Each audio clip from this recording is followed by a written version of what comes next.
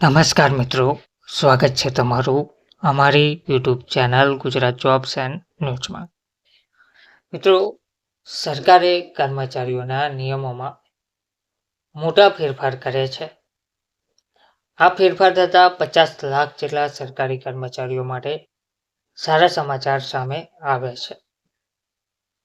સરકારે નિયમોમાં જે ફેરફાર કર્યા છે તેનો અમલ 15 ડિસેમ્બરથી ગણવામાં આવશે. એટલે કે 15 ડિસેમ્બરથી આ દરેક નવા નિયમો લાગુ થવા જઈ રહ્યા છે.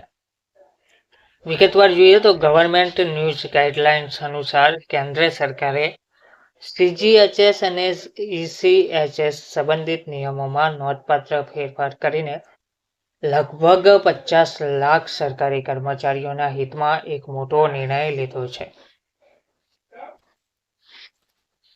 5 ડિસેમ્બર 2025ના રોજ જાહેર કરાયેલા આદેશ મુજબ 15 ડિસેમ્બર 2025ના રોજ મધ્યરાત્રિએ પેનલમાં સમાવિષ્ટ ખાનગી હોસ્પિટલો સાથેના તમામ હાલના સમજૂતી કરાર એમઓએ રદ કરવામાં આવશે તેવું જણાવવામાં આવ્યું છે. આનો અર્થ એ થયો કે હોસ્પિટલોએ 15 ડિસેમ્બર 2025થી સીજીએચએસ અને ઈસીએચએસ હેઠળ સેવાઓ પૂરી પાડવાનું ચાલુ રાખવા માટે નવા નિયમો અને શરતો હેઠળ ફરીથી અરજી કરવાની રહેશે. જો હોસ્પિટલો તેમના હાલના કરારનું નવીનીકરણ નહીં કરે તો લાભાર્થીઓની યાદીમાંથી કેટલીક સુવિધાઓ દૂર થઈ શકે છે. આ ફેરફાર જવાબદારી વધારવા અને વર્તમાન આરોગ્ય સંભાળ ખર્ચ સાથે સારવાર દરોને સંરેખિત કરવા માટે કરવામાં આવ્યો છે. નવા ફેરફારોની જરૂર શા માટે હતી? તો હોસ્પિટલો લાંબા સમયથી જૂના ભાવ વિશે ફરિયાદ કરી રહ્યા હતા.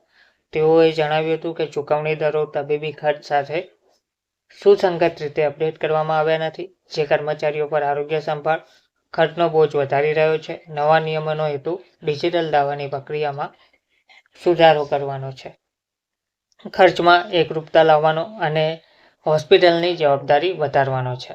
તો સીજીએચએસ સિસ્ટમમાં પહેલાથી જ ઘણા મોટા સુધારા કરવામાં આવ્યા છે, જેમાં રેફરલ સિસ્ટમનું સંપૂર્ણ ડિજિટાઇઝેશન, ટેલિકન્સલ્ટેશન સેવાઓનો વિસ્તાર, પેન્શનરો માટે કેશલેસ સારવારનો વિસ્તાર અને હોસ્પિટલો પર કડક દંડ લાદવાનો સમાવેશ થાય છે.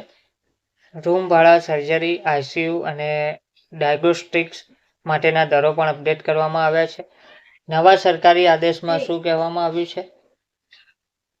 તો નવા સરકારી આદેશમાં જણાવવામાં આવ્યું છે કે પેનલમાં સમાવિષ્ટ ખાનગી હોસ્પિટલો સાથેના તમામ હાલના મેમોરેન્ડમ ઓફ એગ્રીમેન્ટ્સ MOAs 15 ડિસેમ્બર 2025ના રોજ મધ્યરાત્રિએ સમાપ્ત થશે. આનો અર્થ એ છે કે હોસ્પિટલોએ સીજીએચએસ અને ઈસીએચએસ હેઠળ સેવાઓ પૂરી પાડવાનું ચાલુ રાખવા માટે ફરીથી અરજી કરવી પડશે. આરોગ્ય સંભાળ સંસ્થાઓએ ઓનલાઈન હોસ્પિટલ એમ્પ્લોયમેન્ટ મોડ્યુલનો ઉપયોગ કરીને ફરીથી નોંધણી કરાવવાની જરૂર પડશે. સુધારેલા મેમોરેન્ડમ ઓફ એગ્રીમેન્ટ પર 90 દિવસની અંદર હસ્તાક્ષર કરવા આવશ્યક છે.